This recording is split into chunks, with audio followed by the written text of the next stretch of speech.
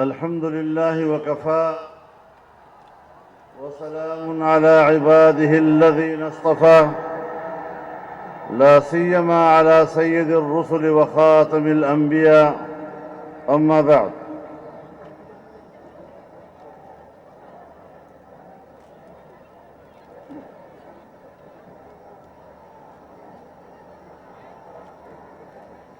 Pakistan democratic movement کے یہاں stage پر موجود تمام معزز قائدین، بزرگان ملت، میرے دوستوں، میرے بھائیوں، میری بہنوں،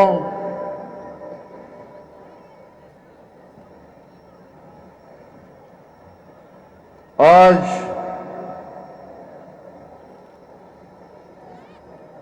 ہم سب کے لیے جو اس اجتماع میں موجود ہیں بڑی سعادت کی بات ہے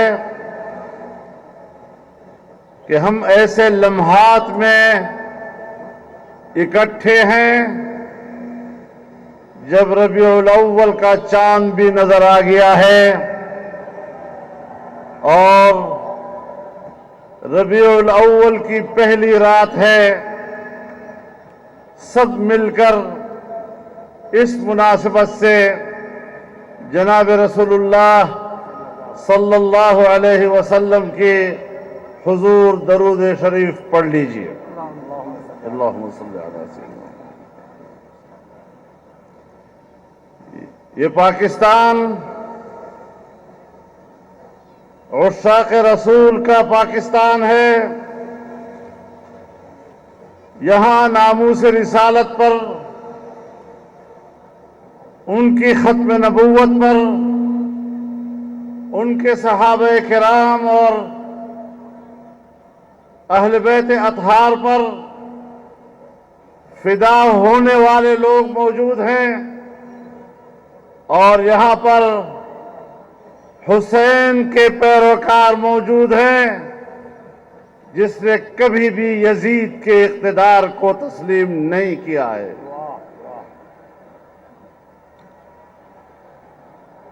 میرے محترم دوستو،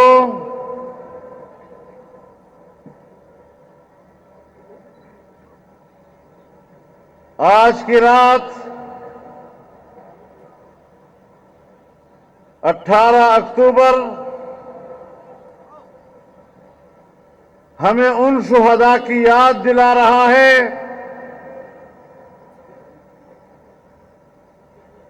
جب آپ محترمہ بے نظیر بھٹو صاحبہ کے استقبال کے لیے جمع تھے اور اس قافلے پر خودکش قاتلانہ حملہ کیا گیا جس میں ان کے 200 سے زیادہ جانثار شہید ہوئے، سینکڑوں کی تعداد میں لوگ معذور ہو گئے۔ آج اس اجتماع کی وساطت سے میں ان تمام شہداء اور اس سانحہ میں متاثر ہونے والے لوگوں اور ان کے خاندانوں کے خدمت میں خراج عقیدت پیش کرتا ہوں۔ میں آج آپ کا وہ قرض بھی چکانا چاہتا ہوں جب اسی مہینے کے آخر میں یہاں کراچی سے ہم نے آزادی مارچ کا آغاز کیا تھا اور آپ نے نہایت خلوص کے ساتھ اور محبت کے ساتھ اور بھرپور یکجہتی کے ساتھ ہمیں کراچی سے صرف رخصت نہیں کیا، پورے سندھ میں تمام راستوں میں آپ نے ہمارا استقبال کیا، پنجاب کی سرزمین نے ہمارا استقبال کیا، اور اسلام آباد میں 14 دن تک تمام قائدین ہمارے ساتھ سٹیج پر موجود رہے۔ آج مجھے موقع مل رہا ہے کہ میں آپ کا شکریہ ادا کروں اور آپ کا وہ حق ادا کر سکوں۔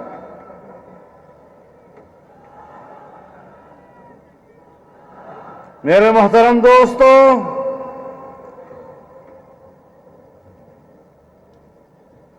پاکستان ڈیموکریٹک موومنٹ در حقیقت آزاد جمہوری فضاؤں کو بحال کرنا ہے۔ 2 سال سے ہم میدان کارزار میں ہیں۔ ہمیں مجبور کیا جا رہا ہے کہ ہم دھاندلی کے نتیجے میں اور بدترین دھاندلی کے نتیجے میں قائم کی ہوئی حکومت کو تسلیم کر لیں، لیکن تمام مراحل گزر گئے۔ ہمیں ڈرایا دھمکایا بھی گیا، ہمیں لالچ اور ترغیب بھی دی گئی، لیکن ہم نہ دھمکیوں سے مروب ہوئے، نہ کسی لالچ سے ہم متاثر ہوئے۔ آج بھی اپنے موقف پہ قائم ہیں اور اعلان کہتے ہیں کہ ہمیں یہ کٹ پتلی حکومت قبول نہیں ہے اور ہم اس کے ہاتھ پر بیعت کرنے کے لیے تیار نہیں ہیں۔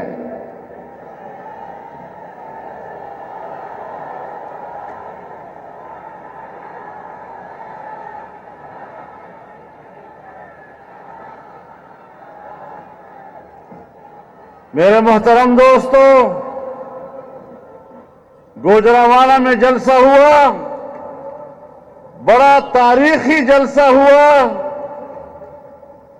میاں نواز شریف صاحب نے بھی خطاب کیا۔ ان کا خطاب الیکٹرانک میڈیا پر تو نہیں دکھایا گیا، لیکن ان کے کچھ حصوں پر ہمارے کچھ بڑوں کو بڑا اعتراض تھا،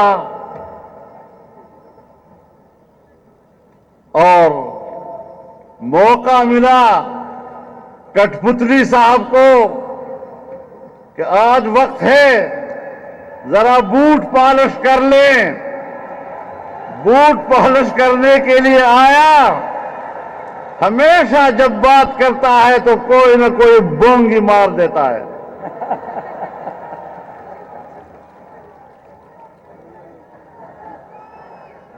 اب وہ کہنا تو یہ چاہتا ہے کہ خواجہ آصف نے اسمبلی کی ممبرشپ کیسے حاصل کی، اور اس رو میں جاتے ہوئے کہتا ہے کہ رات 8 بجے خواجہ آصف نے جنرل باجوہ کو فون کیا کہ میں ہار رہا ہوں، مجھے جتوا دو۔ تو باجوہ صاحب نے جتوا دیا۔ اس کا خیال نہیں آیا کہ میں انہی کے ہاتھوں سے کی گئی دھاندلی کا اعتراف کر رہا ہوں اور اس کی تصدیق کر رہا ہوں۔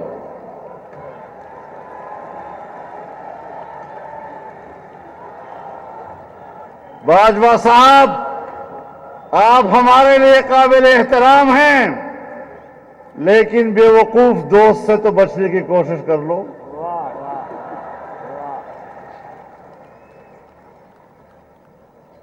آج اگر آپ سے دنیا کو شکایت ہے تو اس کی شکایت ہم سے نہ کیجیے، اپنے ان احمق دوستوں سے کیجیے۔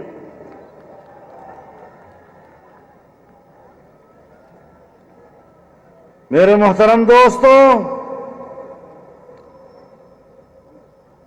تمام اکابرین نے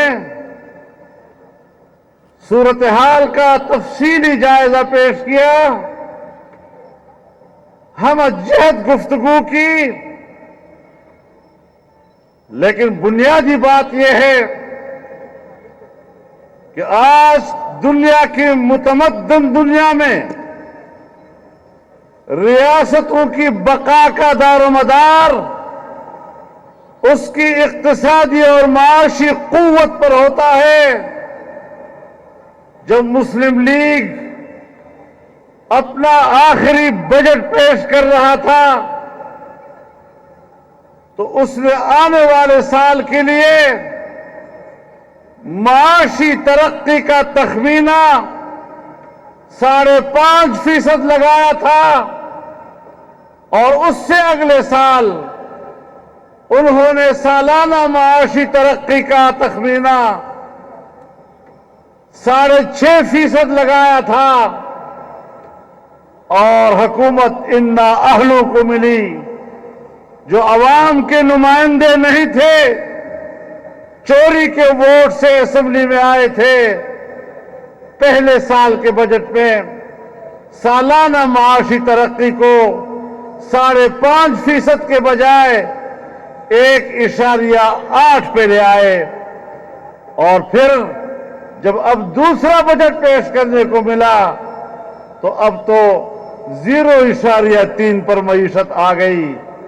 میں آج یہ بات اس لیے آپ سے کہنا چاہتا ہوں کہ جب معیشت تباہ ہوتی ہے، معیشت کی کشتی ڈوبتی ہے، تو پھر ریاستیں تبدیل ہو جاتی ہیں، ریاستیں اپنا وجود کھو بیٹھتی ہیں۔ سوویت یونین کی مثال سب دنیا کے سامنے ہے، آج بھی وہ دفاعی لحاظ سے سپر طاقت ہے، ویٹو پاور ہے، لیکن معاشی لحاظ سے جب وہ تباہ ہو گیا تو اپنا وجود برقرار نہیں رکھ سکا اور واپس رشین فیڈریشن کی طرف چلا گیا۔ یقین جانیے یہ لوگ جو یہاں بیٹھے ہیں یہ آج پاکستان کی بقا کی جنگ لڑ رہے ہیں، یہ پاکستان کے تحفظ کی جنگ لڑ رہے ہیں، پاکستان کے آئین کی تحفظ کی جنگ لڑ رہے ہیں۔ آئین نے جس جمہوریت کا تعین کیا ہے اس جمہوریت کی جنگ لڑ رہے ہیں، اور جن قوتوں نے کہا کہ آپ اس حکومت کو تسلیم کر لیں، یہ تو ممکن نہیں کہ ہم اس حکومت کو تسلیم کریں۔ آپ سے یہ بات ہم منوائیں گے کہ غلطی ہوئی ہے اور ہم معافی مانگتے ہیں اور آئندہ یہ غلطی نہیں دہرائیں گے۔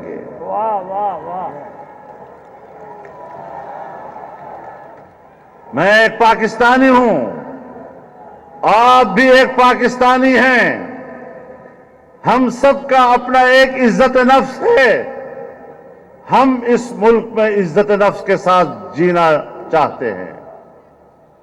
عزت نفس کو قربان کر کے ہم نے زندگی گزارنا نہیں سیکھا۔ میری نسبت برصغیر کے ان اسلاف اور ان اکابرین کے ساتھ ہے جنہوں نے 150 سال تک فرنگی استبداد کے خلاف آزادی کی جنگ لڑی ہے۔ 50,000 سے زیادہ علماء کرام سولیوں پہ لٹکائے گئے ہیں، اور جب جیلیں رک گئی تو سڑک کے کنارے درختوں پہ لٹکائے گئے، تمام مصیبتیں برداشت کی، لیکن آزادی کا علم بلند رکھا تھا۔ ہم ان کے وارث ہیں، اور انشاءاللہ پاکستان کے عوام کو حقیقی آزادی سے ہمکنار کرنے کا یہ علم سر بلند رہے گا، اور یہ سفر جاری رہے گا، اور یہ منزل ہم حاصل کر کے رہیں گے۔ میرے محترم دوستو، آپ خود اندازہ لگائیں، سب دوستوں نے اس کا ذکر کیا، 1 کروڑ نوجوانوں کو نوکریاں دینے والا خواب 26 لاکھ نوجوانوں کی بے روزگاری پر ختم ہوا۔ 1 کروڑ کوئی خدا کا خوف کرے. جب سے پاکستان بنا ہے سن 1947 سے لے کر آج تک شاید ہمارے ملک کے کل ملازمین وہ ان کی تعداد 1 کروڑ تک نہ پہنچے. اس لیے اقتدار میں آتی ہی پہلے سال آپ کو 1 کروڑ نوکری دینے کی بات کر لی. کوئی عقل کی بھی بات ہوا کرتی ہے. جب 47 سال 72 سالوں سے پاکستان کے ملازمین کی تعداد آج بھی 1 کروڑ تک مشکل سے پہنچ رہی ہے, ایک دن میں آپ 1 کروڑ نوکریاں کیسے دیں؟ میرے نوجوان کو بھی سوچنا چاہیے کہ آنکھیں بند کر کے ایسے لوگوں پر اعتماد کیوں کیا جاتا ہے. میرے محترم دوستو, 50 لاکھ مکانات میں کہیں نہیں جانا چاہتا. میں صرف کراچی میں رہ کر بات کرنا چاہتا ہوں. کراچی والوں سے بات کرنا چاہتا ہوں کہ اہل کراچی آپ کو 50 لاکھ مکان کیا دیں گے؟ یہاں تو تجاوزات کے نام پر 50 لاکھ مکانات گرا دیے گئے ہیں اور لوگ بے گھر ہو گئے ہیں. انہوں نے کسی کو گھر کیا دینا ہے؟ ان کو بے روزگار کرنا آتا ہے, روزگار نہیں آتا. ان کو بے گھر کرنا آتا ہے, ان کو کسی کو گھر دینے کی توفیق نہیں ہو سکتی. ان میں اہلیت نہیں, ان میں صلاحیت نہیں ہے. تو میرے محترم دوستو, آج ان حالات میں جبکہ ایک غریب آدمی کی قوت خرید جواب دے چکی ہے اور وہ اس قابل نہیں رہا کہ وہ بازار جا کر اس مہنگائی میں اپنے بچوں کے لیے راشن خرید کر گھر لا سکے, قوت خرید ختم کر دی ہے. غریب انسان کدھر جائے گا؟ بچوں کو سڑک پر لا کر برائے فروخت کا کتبہ لگایا جاتا ہے. اپنے بچوں کا بوجھ نہیں اٹھا سکتے, ان کو ذبح کر دیا جاتا ہے. یہاں تک ہمارا غریب پہنچ گیا ہے. غریبوں, میرے بھائیوں, دنیا میں انقلاب دولت مندوں نے کبھی نہیں لایا. انقلاب ہمیشہ غریب قوم لایا کرتی ہے, وطن کے غریب لوگ انقلاب لایا کرتے ہیں. اور انشاءاللہ یہ انقلاب انشاءاللہ آ کر رہے گا. میرے محترم دوستو, آج ملک کا کیا حشر کر دیا ہے. کشمیر کو بیچ ڈالا ہے. اور آپ کو میں یاد دلانا چاہتا ہوں, کیا عمران خان نے کشمیر کو 3 حصوں میں تقسیم کرنے کا فارمولہ پیش نہیں کیا تھا؟ وہ 3 حصوں میں فارمولہ پیش کرنا اور پھر نوید سنانا قوم کو کہ مودی جی آئے گا تو مسئلہ کشمیر حل ہوگا. سو مودی جی آیا اور کشمیر کا مسئلہ حل کر دیا کہ کشمیر کا اسپیشل سٹیٹس ختم کر کے اس کو باقاعدہ ہندوستان کا حصہ بنا دیا. اور کشمیر کا سودا کر کے پھر مگرمچھ کے آنسو بہانے لگ گئے. تم کشمیر کے سوداگر ہو, تم کشمیر فروش ہو. ایک طرف وہ کشمیر ان کے حوالے کر دیا, دوسری طرف آپ گلگت بلتستان کا مسئلہ اٹھا رہے ہیں کہ اسے پاکستان کا ایک 5واں صوبہ بنایا جائے. ہم سمجھتے ہیں کشمیر پاکستان کا ہے, کشمیری پاکستانی ہے, گلگت بلتستان کا آدمی پاکستانی ہے.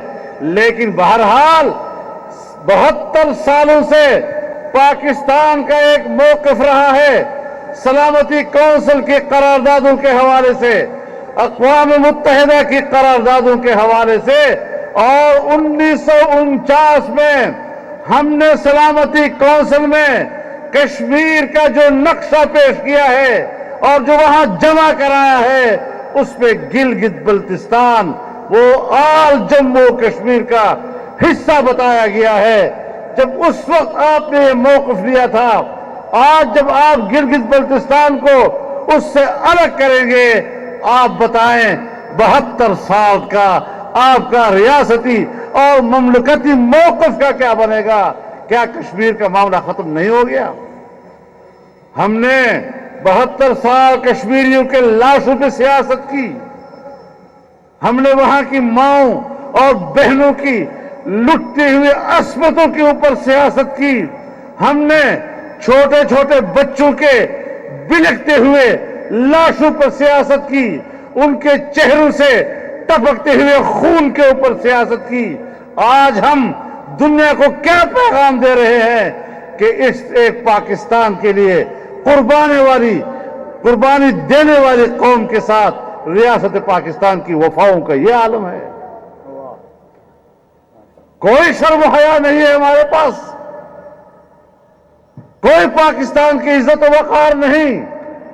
عالمی قوتیں اگر چاہتی ہیں کہ دنیا کا جغرافیائی نقشہ تبدیل کر دیا جائے، اس کے لیے خادم پاکستان سے پیدا ہوتے ہیں، پاکستان کے ادارے اس خدمت کے لیے اٹھتے ہیں. ان کشمیریوں کا کیا بنے گا؟ وہ کشمیری کہتے ہیں جی اے پی سی کی وجہ سے ہندوستان خوش ہو رہا ہے. جب تم آزاد حکومت کشمیر کے وزیر اعظم پر غداری کا مقدمہ لگاؤ گے، آپ بتائیں ہندوستان میں اس کے بارے میں کیا رد عمل آئے گا؟ کشمیر کے وزیر اعظم پر غداری کا مقدمہ ہندوستان کی اور مودی جی کی خوشنودی اس سے بڑھ کر اور کیا ہو سکے گی کہ آپ وہ ملک جو کشمیر کے نام پہ جنگ لڑ رہا ہے، کشمیریوں کے حق کی جنگ لڑ رہا ہے، وہ اسی کے نمائندہ وزیر اعظم کے اوپر غداری کا مقدمہ چلا رہا ہے. اور ہم نے 18ویں ترمیم پاس کی. 18ویں ترمیم پاس کر کے ہم نے صوبوں کو کسی حد تک خود مختاری دی، کسی حد تک پیش رفت ہوئی اور اچھی پیش رفت ہوئی. اسی کی پیروی میں آزاد کشمیر کے آئین میں 13ویں ترمیم لائی گئی، جس سے وہاں کی حکومت اور اسمبلی کے اختیارات میں اضافہ کیا گیا. لیکن آج پاکستان کے مقتدر قوتیں اور پاکستان کے حکمران پھر سر جوڑ کر بیٹھے ہوئے ہیں کہ 14ویں ترمیم لا کر ہم ان کے اختیارات کو کم کر دیں. آپ بتائیں کشمیریوں کو دیے ہوئے اختیارات ایک نئی ترمیم کے ساتھ آپ اس سے واپس چھین رہے ہیں. آپ اپنے ملک کے اندر صوبوں کو دیے ہوئے اختیارات ان سے واپس چھین رہے ہیں. اس سے بغاوتیں پیدا نہیں ہوں گی. کشمیر کے اندر پاکستان کے خلاف بغاوت شروع ہو جائے گی. ہمارے اپنے صوبوں کے اندر اپنے ملک کے خلاف آوازیں بلند ہوں گی. اور اگر آپ نے سندھ اور بلوچستان کے جزائر کے اوپر قبضہ کرنے کی کوشش کی تو یقین جانیے یہ 18ویں ترمیم یعنی آئین کی روح کے خلاف ہوگا.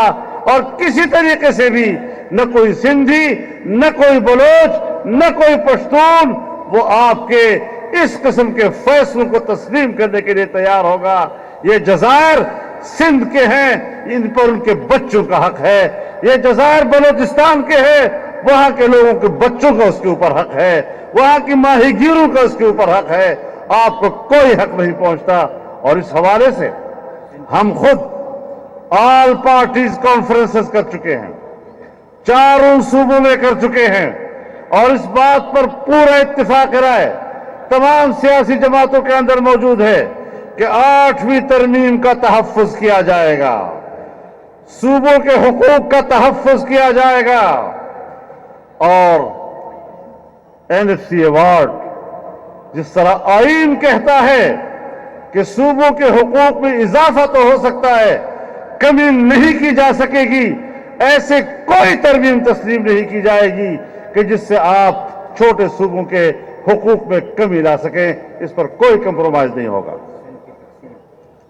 میرے محترم دوستو، بڑی کوشش ہو رہی ہے کہ سندھ کو تقسیم کر دیا جائے، لیکن سندھ کی تقسیم کا اختیار سندھ کے عوام کو ہے۔ اگر سندھ کے عوام نہیں چاہتے، کسی کا باپ بھی صوبہ سندھ کو تقسیم کرنے کی جرات نہیں کر سکے گا۔ نعرہ تکبیر!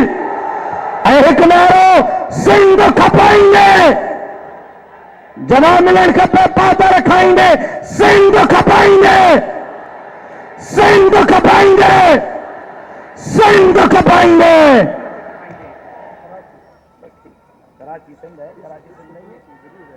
میرے محترم دوستو، آج ہر شعبہ زندگی کرب میں مبتلا ہے۔ چھوٹے ملازمین ہوں، میڈیکل ہیلتھ ورکرز ہوں، اساتذہ ہوں، وکلاء ہوں، تاجر ہوں، دکاندار ہوں، یہاں تک کہ صنعت کار ہوں، مزدور اور کسان ہو، ایک ایک طبقہ میدان میں نکلا ہوا ہے، احتجاج کی آواز بلند کیے ہوئے ہے، اسلام آباد تک پہنچ جاتے ہیں، کئی روز وہاں پر دھرنا دے رہے ہوتے ہیں، اپنی چیخ پکار پوری دنیا تک پہنچانا چاہتے ہیں۔ پوری دنیا ان کی آواز کو سنتی ہے، لیکن ساتھ میں ایک بنگلے کے اندر بیٹھا ہوا ایک بہرا وزیر اعظم ان کی بات نہیں سنتا، بہرا بھی ہے، جعلی بھی ہے۔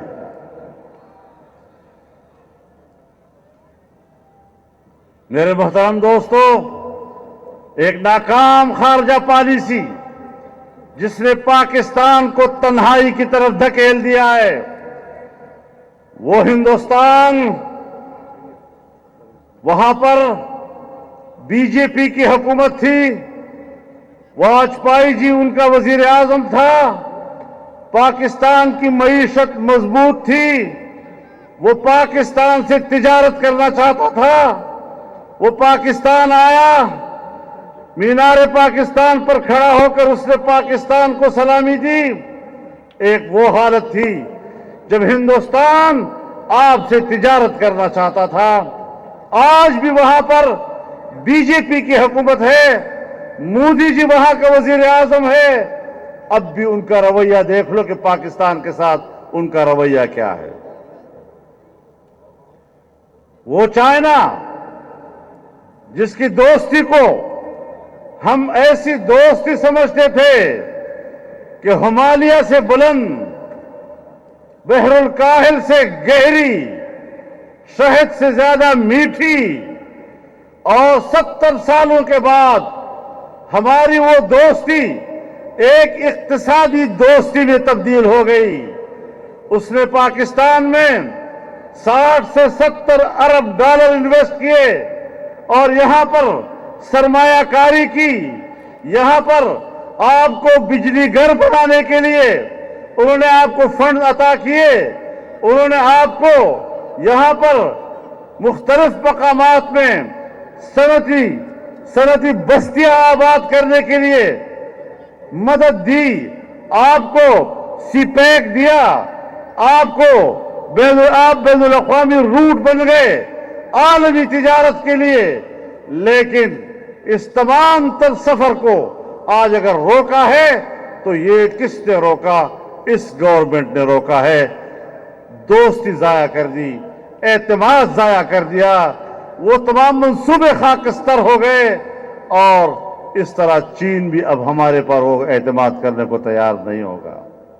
تو ہندوستان پہلے سے آپ کا دشمن، چین کا اعتماد بھی ٹوٹ گیا، اور افغانستان کا وہ پیسہ جب ہمارے 1 روپے کے مقابلے میں اس کا 1000 روپیہ افغانی کہلاتا تھا، آج اس کا افغانی روپیہ پاکستان کے روپے سے زیادہ مستحکم ہو گیا ہے، وہ بھی پاکستان کی طرف تجارت کا ہاتھ نہیں بڑھا رہا ہے۔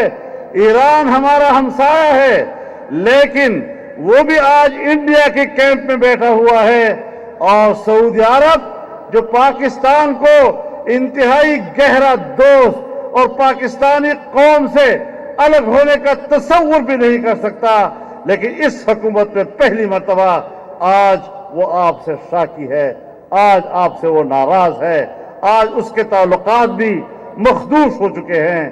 آپ بتائیں کوئی ہے دنیا میں جس کو ہم نے اپنا دوست رکھا ہو؟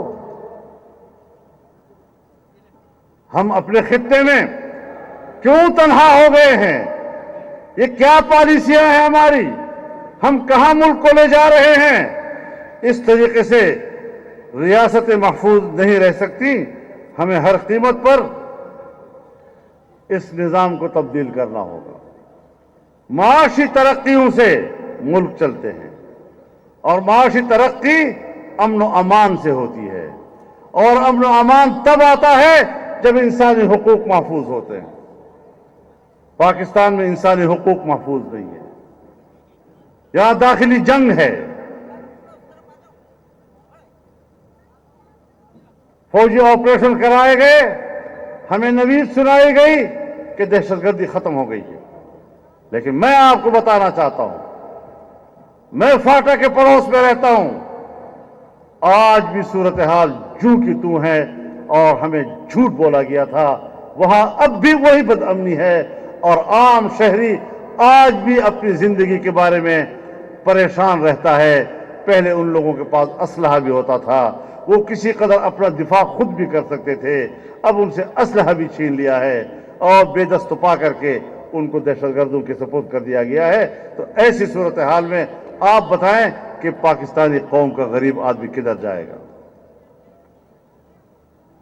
ہم نے تو واضح راستہ لیا کہ ہم پاکستان کے ساتھ کھڑے ہیں، پاکستان کے آئین کے ساتھ کھڑے ہیں، پاکستان کے جمہوری نظام کے ساتھ کھڑے ہیں، اور اپنی ممتاز شخصیات ان کی قربانیاں ہم نے دی۔ مجھ پر کتنے خودکش حملے ہوئے، مولانا عبدالغفور حیدری پر حملے ہوئے، اکرم خان درانی کے اوپر ہوئے، مولانا شیرانی پہ ہوئے، ڈاکٹر خالد سونو سندھ میں شہید کر دیے گئے، کہاں کہاں قربانیاں نہیں دی گئی۔ ہم پاکستان کے ساتھ کھڑے ہیں، لیکن پاکستان کے ساتھ کھڑے ہونے کا معنی یہ ہے کہ ہم اس طرح کے نااہل، نالائق اور جعلی حکمرانوں کے رحم و کرم پر پاکستان کو نہیں چھوڑ سکتے۔ ہم نے اپنا حق لے کے رہنا ہے، ہم نے عوام کو ووٹ کا حق واپس دلانا ہے، ہمیں ملک میں ایک جائز شرعی اور آئینی تبدیلی چاہیے، اور وہ ووٹ کے ذریعے ہوگی، عوام کی مرضی سے ہوگی۔ ہم پاکستان کو خون میں نہیں نہلانا چاہتے، ہم قربانی دے رہے ہیں لیکن پاکستان کو بچانا چاہتے ہیں، لیکن اپنے حق پر سودا کرنا کہ جس طرح کی مخلوق کو ہمارے گردوں پہ سوار کر دے، ہم جانور نہیں ہیں کہ آپ ہمارے سامنے جو چارہ ڈالیں ہم اس کو قبول کرتے جائیں۔ ہم باعزت اور محترم انسان ہیں، اگر کوئی ادارہ محترم ہے اور ان کے لوگ محترم ہیں تو ہم بھی محترم ہیں، ہمارے بغیر پاکستان مکمل نہیں ہو سکتا۔ پاکستان کے عوام کے بغیر پاکستان مکمل نہیں ہو سکتا، ان سیاسی جماعتوں کے بغیر پاکستان مکمل نہیں ہے۔ پاکستان اس صورت میں پرامن رہ سکتا ہے، محفوظ رہ سکتا ہے، مستحکم بن سکتا ہے، معاشی لحاظ سے ترقی کر سکتا ہے، جب تمام ادارے اپنے دائرۂ کار میں رہتے ہوئے فرائض سر انجام دیں۔ मैं तो कहता रहता हूं कि फौज हमारे लिए बहुत अजीज है। फौज ऐसी है जैसे आंखों की पलकें। आंखों के पलकें आंखों की सरहदात की हिफाजत करती है, आंख पर बोझ नहीं होती। लेकिन अगर इन पलकों का एक बाल भी अपने हुदूद से तजावुज करके आंख के अंदर जाता है तो आंख बेकरार होती है या नहीं, और फिर अश्क बहाती है या नहीं। तो या तो वो बाल अश्क बहाते बहाते खुद बाहर आ जाए, वरना फिर उस बाल को निकालना पड़ता है। फिर निकालना पड़ता है। तो वो अपने हुदूद में रहे। हमारी आंखों के पलके हमारे लिए अजीज, हम पर कोई बोझ नहीं।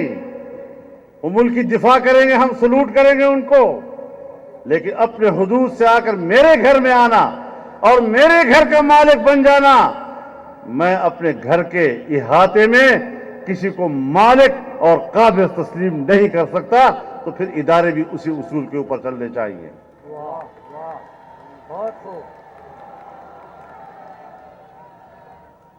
तो मेरे मोहतरम दोस्तों, जो भी बातें आपसे की गई हैं, माशी हवाले से की गई है, दाखिली हवाले से की गई है, गुड गवर्नेंस का कोई नाम निशान अब नहीं रहा है।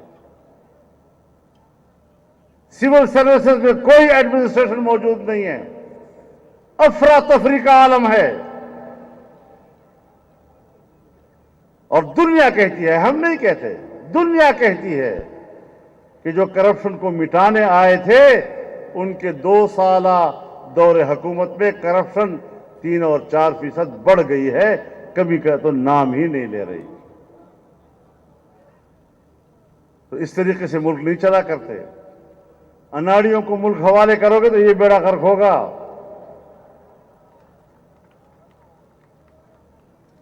तुमने लोगों में कहा ये लोग चोर हैं, चोर हैं, चोर हैं, चोर हैं, बदनाम भी किया। आप इस मौजूदा हुकूमत की बरकत से लोग उन्हीं को दोबारा मांग रहे हैं कि उन्हीं को वापस ले आओ, कम से कम खाने पीने को तो कुछ मिलता था।